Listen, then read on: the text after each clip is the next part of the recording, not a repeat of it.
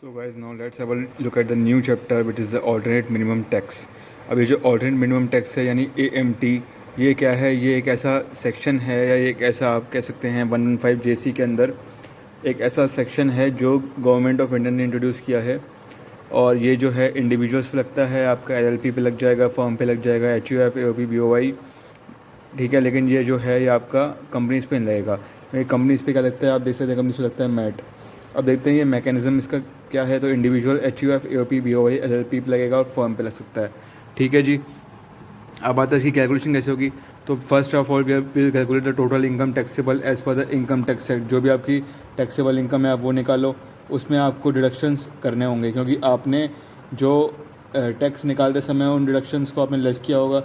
तो कुछ specified calculation करके आपको एडजस्टेड टोटल इनकम निकालनी पड़ेगी, ठीक है। एडजस्टेड टोटल इनकम का 18.5%, I repeat, adjusted total income का 18.5% आपको कैलकुलेट करना पड़ेगा along with the tax on normal income. और दोनों में से जो भी ज़्यादा आएगा that will be considered as the AMT, ठीक है। जैसा कि आप यहाँ पे देख सकते हैं 18.5% of adjusted total income plus surcharge. अगर मान लेते हैं सरचार्ज का रेट रहेगा जो भी, अगर सरचार्ज 1 करोड़ से ऊपर होगा तो यहाँ पे 12% का सरचार्ज रहेगा या 4% सेस, ठीक है, आ जाएगा। और tax as per the normal tax rate which plus HEC जैसे भी एज यूजुअल रहेगा। तो विच एवर इज़ हायर जो होगा वो आपको निकालना पड़ेगा और उसके बेसिस पे आपको AMT की कैलकुलेशन करनी पड़ेगी, ठीक है। यानी जो रेट ऑफ AMT रहेगा वो इन दोनों का के ऊपर जो हायर है वो अमाउंट रहेगा, ठीक है। अब बात करते हैं टोटल इनकम जो टैक्सेबल है as per the income tax act. पहले सबसे पहले अब बात करते हैं how we have to calculate the adjusted total income, because this point is most important. यही नहीं आएगा तो हम 18.5% लगाएंगे किसका। तो सबसे पहला काम हमारे पास ये है कि टोटल इनकम हम उठाएंगे, जो भी आपकी gross total income less deductions करके आया है as per the income tax act वो आप उठा लो। उसके बाद आप डिडक्शन ऐड कर लो। डिडक्शन कौन सी ऐड करनी है? Section 80H to 80TT। आप ये समझ लो H नाम का बंदा है, इसके 2 बच्चे हैं, 2 ट्विंस पैदा हुए हैं और ट्विंस का नाम है TT, एक का नाम T, दूसरे का नाम T। तो 80H से 80TT जो है वो आपको डिडक्शंस जो हैं यहाँ पर ऐड करनी है, एक्सेप्ट 80P। 80P मतलब प्यार, ऐसे याद रख लो। तो प्यार का टैक्स से कोई लेना नहीं है, ठीक है, क्योंकि प्यार क्या है, प्यार का टैक्स से कोई लेना देना नहीं है। तो आप ऐसे समझ सकते हो कि 80P जो है उसको हटा दो, 80H से 80TT तक जितने भी हैं उन सबको ऐड कर दो, जैसे मैंने यहाँ पे ऐड किया हुआ है। अब आगे देखिए डिडक्शन अंडर सेक्शन 10AA, भाई जो भी एक्सपोर्ट ओरिएंटेड यूनिट होती है, जो भी स्पेशल इकोनॉमिक जोन्स वाली यूनिट्स होती हैं उनको आप ऐड कर लो। फिर आता है डिडक्शन अंडर सेक्शन 35AD, ये आपका PGBP में आपने पढ़ा होगा 15-16 आइटम्स, तो वो आप देख लो। उसमें से आप reduce by depreciation under section 32, जो भी डेप्रिसिएशन है। जैसे मान लो आपका एसेट की वैल्यू है 10 लाख रुपए, उसमें से 4 लाख का डेप्रिसिएशन हो गया, तो 6 लाख ही अपन को यहाँ पे रिकॉर्ड करनी पड़ेगी। तो मान लेते हैं ये आ गया आपके पास एडजस्टेड टोटल इनकम, ठीक है। बस आपको 3 एडजस्टमेंट्स करने हैं। First of all will calculate as per the income tax act, जो भी आपकी टैक्सेबल इनकम है उसमें आपको deductions under section 80H to 80TT जोड़ना है, एक्सेप्ट 80P जो कि कॉर्पोरेट सोसाइटी का सेक्शन है। फिर आपको 10AA का जोड़ना है और फिर आपको 35AD reduce by depreciation under section 32। तो ये आपका आ जाएगा। अब बात करते हैं आगे कि जो AMT क्रेडिट है, अगर आपका AMT का अमाउंट जो आपने कैलकुलेट करा है ना, AMT का अमाउंट मान लेते हैं आपने दोनों को निकाला, 18.5% निकाला और आपने टैक्सेस पर नॉर्मल टैक्स रेट निकाला। मान लेते हैं 18.5% आ रहा है 10 लाख और ये आ रहा है आपका 8 लाख, तो AMT ज़्यादा हो गया। तो AMT जो ज़्यादा हो गया ना आपके पास, ठीक है, जो आपके पास जो भी ये जो है AMT जो है ये ज़्यादा हो गया, तो ये जो इसका डिफरेंस होगा कि मान लेते हैं AMT के हिसाब से मेरा आ रहा है कितना, अपना 10 लाख और नॉर्मल आ रहा है अपने पास 8 लाख। तो जो भी डिफरेंस है 2 लाख का, ये 2 लाख रुपए हम मानेंगे AMT क्रेडिट। और ये तब इस्तेमाल किया जाएगा जहाँ पर नॉर्मल टैक्स रेट जो है वो तो ज़्यादा है और AMT का अमाउंट जो है कम है। भाई सीधी सी बात है ना, मैं अगर नॉर्मल टैक्स रेट पे कर रहा हूँ तो मैंने जो AMT क्रेडिट दिया है ना वो एक तरह से मेरा कैशबैक है।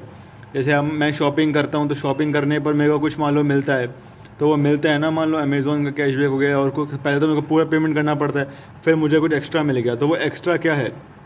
या मान लो मैंने अमेज़ॉन पे के अंदर पैसा डाला है, तो वो पैसा क्या है कि भाई मैं फ्यूचर यूज़ में उस पैसे को इस्तेमाल कर सकता हूँ।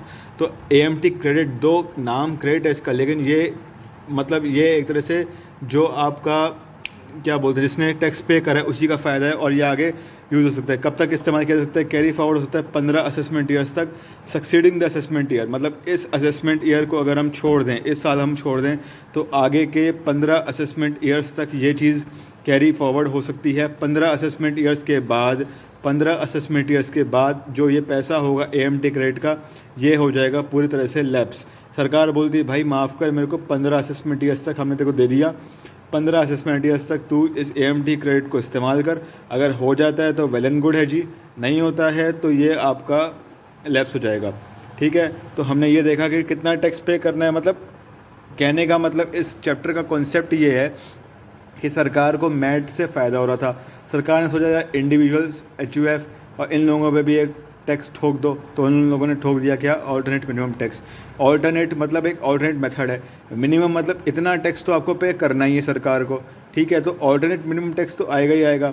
ठीक है, और अगर मान लेते हैं AMT का अमाउंट ज़्यादा है as for the normal tax, तो फिर ये तो एक हार्डशिप हो गई ना। ये तो मतलब ये हो गया कि भाई ऑल्टरनेट मिनिमम टैक्स तो मेरे को पे करना है, मैं समझता हूँ, बट ऐसा तो ना हो ना कि मैंने स्लैब रेट के हिसाब से जो सरकार ने मेरे को as per the finance act दी हैं, और अगर मैं उससे भी ज़्यादा आ रहा है तो जो डिफरेंस अमाउंट होगा वो आपका क्या आ जाएगा, वो आपका आ जाएगा AMT क्रेडिट। ठीक है, और ये AMT क्रेडिट जैसे हमने देखा कि AMT क्रेडिट जो होगा 15 असेसमेंट ईयर्स तक इस्तेमाल कर लो, उसके बाद इसको इस्तेमाल नहीं कर सकते। इसको आप देख लीजिए, ये आपके सामने है। इसको आप लेक्चर को पॉज करके आराम से आप देख सकती हैं। अच्छा, एक पॉइंट इंपॉर्टेंट और मैं बताना रह गया, वो ये है कि जैसे हमने 18.5% तो हमने देखा, देखिए यहाँ पे जनरली एडजस्टेड टोटल इनकम का ये तो क्या है, नॉर्मल है। ठीक है, लेकिन IFSC कंपनीज जो होती है ना, international financial service centre, I repeat international financial service centre की जितनी भी कंपनियां होती हैं वहाँ पर आपका रेट रहेगा 9%। कितना, 9% रेट रहेगा, बाकी बिल्कुल सेम रहेगा। Tax as per normal tax rate निकालो, एडजस्टेड टोटल इनकम बिल्कुल वैसे निकलेगी, जिसमें आपको 3 डिडक्शन सेट करने पड़ेंगे। इनको ऐड करना 80C, 80D, DD और जितने भी और हैं, 80U हो गई, 80GDC हो गई, वो सब जाएँ भाड़ में, क्योंकि मेरे को तो बस इससे मतलब है भाई एडजस्टेड टोटल इनकम निकालूँ, उसका 18.5% ले लूँ। ठीक है, tax as per normal tax rate निकालूँ, उसका मैं देख लूँ, और इन दोनों को निकाल करके जो हायर है उतना मेरे को पे करना है। बट मेरे को यही भी देखना होगा कि अगर मान लो मेरा AMT का अमाउंट ज़्यादा है नॉर्मल टैक्स से, तो भाई साहब वो तो एक हार्डशिप हो गई ना। ऑल्टरनेट मिनिमम टैक्स देना है, बट ऐसा तो ना हो ना कि नॉर्मल टैक्स रेट से ज़्यादा है तो वो डिफरेंस AMT क्रेडिट हो जाएगा। वो मैं तब इस्तेमाल करूँगा जब नॉर्मल टैक्स रेट मेरा ज़्यादा पड़ रहा है as per the AMT, as compare to AMT, और ये मैं कैरी फॉरवर्ड कर सकता हूँ 15 असेसमेंट ईयर्स तक। एक चीज़ अब आप और सुन लो कि यहाँ पर जो AMT का क्रेडिट होगा इस पर मुझे कोई इंटरेस्ट नहीं मिलेगा। मतलब ऐसा नहीं है कि भाई कि मैंने 15 असेसमेंट ईयर्स तक उस पैसे को मान लो इस्तेमाल नहीं किया तो मैं डिपार्टमेंट से क्लेम कर लूँ कि भाई साहब मेरे को आप वो तो दो, आखिर कम से कम इंटरेस्ट तो दो, मैंने आपको एक्सेस अमाउंट दे रखा है। तो उस एक्सेस अमाउंट का वो डिपार्टमेंट कहती है भाई तूने जो पे करा है उसको तो इस्तेमाल कर ले, इंटरेस्ट का अमाउंट नहीं आएगा। ठीक है, और ये हमने डायरेक्शंस यहाँ पे देख ली हैं। ये आप आराम से इस वीडियो को पॉज करो, आराम से इस वीडियो को एंजॉय करो। अगर आपको पसंद आए तो लाइक कीजिए, शेयर करो यार फ्रेंड्स के साथ, सब्सक्राइब करो इसको। ठीक है, और कोई भी आपको दिक्कत आती है, कुछ भी है, तो आपका बड़ा भाई बैठा है, आप आराम से इसको जो है कमेंट बॉक्स में अपने डाउट्स पूछो मेरे से। ठीक है, मैं हर एक आपका कमेंट पढ़ूंगा और हर बच्चे को रिप्लाई करूंगा। ओके, आगे चलते हैं। अब इंपॉर्टेंट नोट्स इसमें आ जाएगा। एडजस्टेड टोटल टर्नओवर का अमाउंट जो है 20 लाख से ऊपर होना चाहिए, then only the AMT provision will be applicable.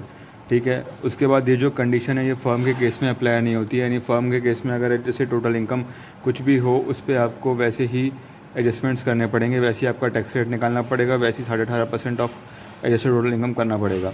Conversion of company अगर LLP में करते हैं तो यहाँ पे कंपनी के केस में लगता है क्या मैट क्रेडिट, LLP के केस में लगता है क्या AMT, दोनों का सेट ऑफ पॉसिबल है क्या, नहीं है। देखो लॉ में क्या लिखा है, नॉट पॉसिबल। तो मैट क्रेडिट जो होगा वो क्या हो जाएगा, आपका लैप्स हो जाएगा। ठीक है, तो हमने देखा कि एडजस्टेड टोटल इनकम का अमाउंट ग्रेटर देन 20 लाख होना चाहिए, then only AMT provision will be applicable. Firm के केस में कोई रिक्वायरमेंट नहीं है। Conversion of company to LLP में मैट क्रेडिट AMT में अंदर set off is not possible, it will be lapsed. और यहाँ पे देखा कि 115 BSc और BAD जो भी नए सेक्शंस हैं, मतलब ऑल्टरनेट टैक्स रेजिम में ढेर सारे स्लैब रेट्स हैं जहाँ पर आपको इंडिविजुअल को अपनी इनकम निकालनी पड़ती है, वहाँ पर AMT का प्रोविजन एप्लीकेबल नहीं है भाई। या तो AMT के उस अंदर घुसो या फिर आप 115 BSc और BAD के अंदर घुसो। अगर आप 115 BSc BAD को चूज़ करते हो, ऑप्ट करते हो, तो AMT का जो ऑप्शन है वहाँ आपको नहीं मिलेगा। AMT क्रेडिट अगर आप मान लो लेकर आए हो कि आपने सोचा यार मैं पहले का AMT क्रेडिट लेके आया हूँ और अब मैं टैक्स पे कर रहा हूँ 115 BSc BAD में, तो वो भी आपको नहीं मिलेगा। मतलब AMT is a specific field, वो एक अलग प्रोविज़न है, और आपका जो 115 BSc BAD है वो अलग चीज़ है।